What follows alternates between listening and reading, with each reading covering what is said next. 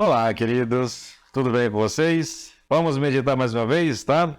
Vamos voltar aqui para o nosso texto e agora a gente vai chegar na parte do conhecimento externo, dessa manifestação externa do conhecimento de Deus. Mas antes, vamos ler o texto mais uma vez, tá? Vou ler novamente versículo 18 e 19 do capítulo 1 de Romanos. A ira de Deus se revela do céu contra toda a impiedade e injustiça dos homens que detêm a verdade pela injustiça, porquanto o que de Deus se pode conhecer é manifesto entre eles, porque Deus lhes manifestou. Deus manifestou esse conhecimento à humanidade, mesmo que ela queira obstruir, mesmo que ela queira sufocar.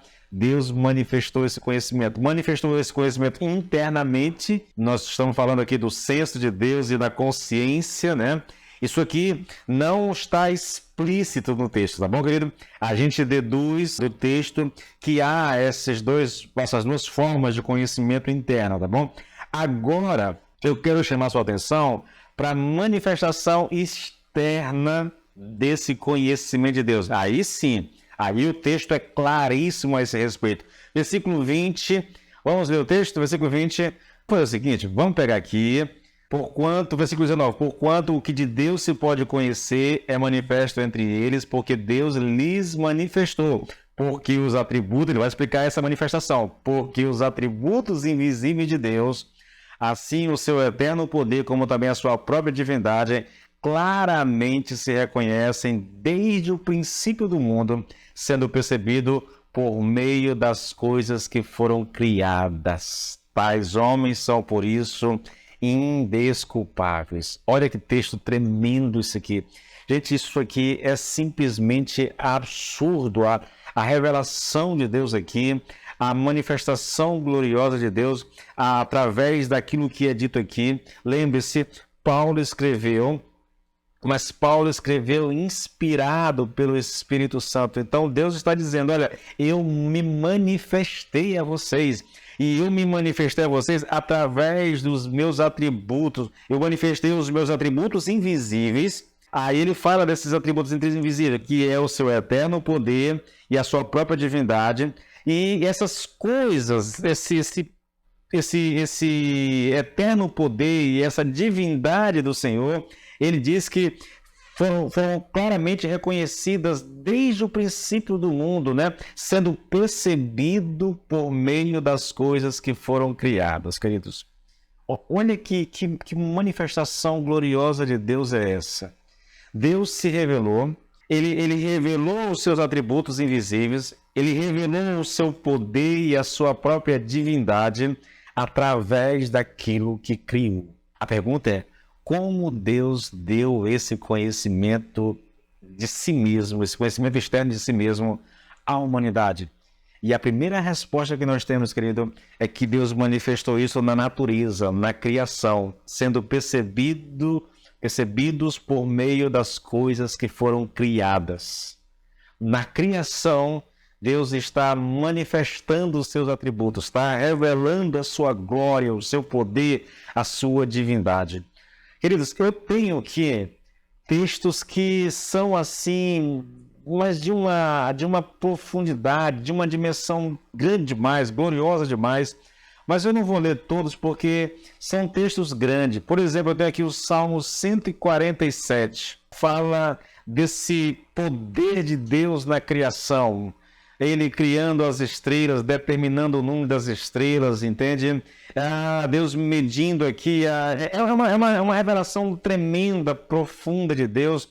Se você tiver tempo, meu querido, eu quero deixar esse salmo para você. Salmo 147, do capítulo todo, tá bom? Você vai ler o capítulo todo. São basicamente 18 versículos de uma revelação de Deus criando, de Deus se manifestando por meio daquilo que Ele criou. Um outro texto que revela esse poder de Deus da criação é o texto de Jó 38. Novamente, outro capítulo assim, simplesmente absurdo das Escrituras Sagradas, de uma revelação tremenda de Deus na criação. Tá? Então Deus manifesta esse poder que Ele tem na criação, na natureza. Depois, querido, Deus se revela também na providência, na organização das coisas, na provisão do sustento dos animais e do mundo.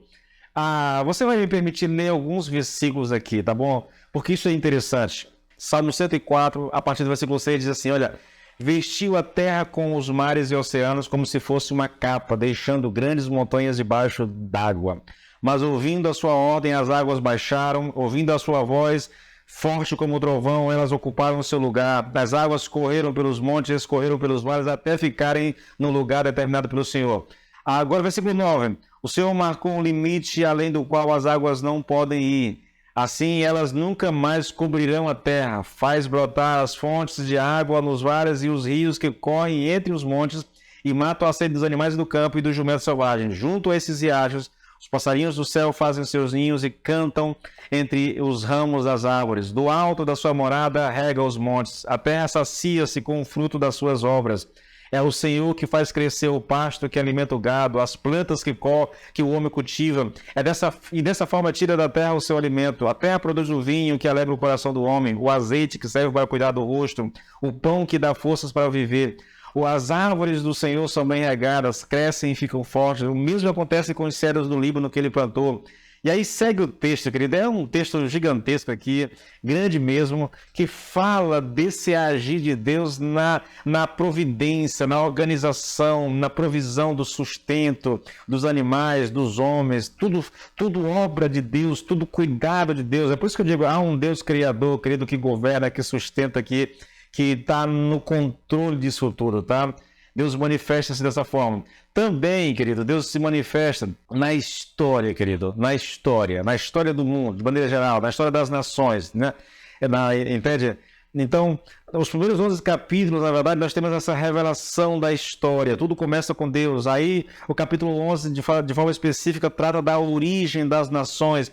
E aí a gente segue, querido, essa revelação que Deus faz de si mesmo e que a gente chama de revelação geral. É esse agir de Deus na criação, é um ser que está inteligente, que é poderoso, que está no controle, que governa, que rege as coisas, mesmo que as pessoas não acreditem, mesmo que elas digam que isso é fruto da nossa ingenuidade, que isso é fruto de burrice mesmo. Alguns chegam a dizer isso, entendeu? Que nós somos pessoas estúpidas, que não sabem de nada, por isso creem em Deus.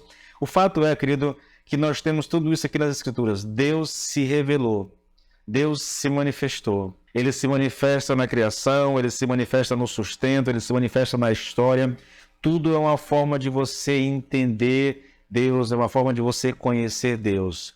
Quando nós olhamos para a natureza, nós vamos ver essa manifestação gloriosa de Deus. Quando nós olhamos para a história, queridos, deixa eu chamar aqui sua atenção para alguma coisa que eu acho interessante. Veja, nós temos 2000 anos de história da igreja, de escritura. Nesses 2000 anos, você tem ideia de quantos imperadores, homens poderosíssimos, com a máquina na mão, com o poder na mão, e que tentaram a todo custo destruir o cristianismo? Os imperadores romanos tentaram de todas as formas, querido. Os governos opressores tentaram de todas as formas destruir as escrituras, destruir os cristãos. Mas nós temos aí 2000 anos de história para mostrar que os cristãos têm alguém que o defende, tem alguém que está por trás dele, alguém poderoso, e que por mais poder que tem o homem na terra, isso não se compara com o poder de Deus. É por isso que nós estamos aqui até hoje, entende? Poucas religiões são tão odiadas no mundo quanto o cristianismo, principalmente, né, o protestantismo, querido. Principalmente o protestantismo, por causa daquilo que nós pregamos, por causa daquilo que nós cremos. Mas nenhum rei, nenhum imperador, nenhum homem, nenhum governo, nenhuma nação, nada, nem um diabo conseguiu paralisar a obra de Deus na história. Eu entendo isso como uma revelação tremenda de Deus, poderosa de Deus. É Deus manifestando o seu conhecimento na história, tá? Eu espero que o Senhor te dê entendimento dessas coisas, queridos. Eu espero realmente que o Senhor te dê entendimento dessas coisas e que isso abra o teu entendimento para crer em Cristo Jesus como teu Senhor e como teu Salvador, tá bom? Deus te abençoe e até a próxima.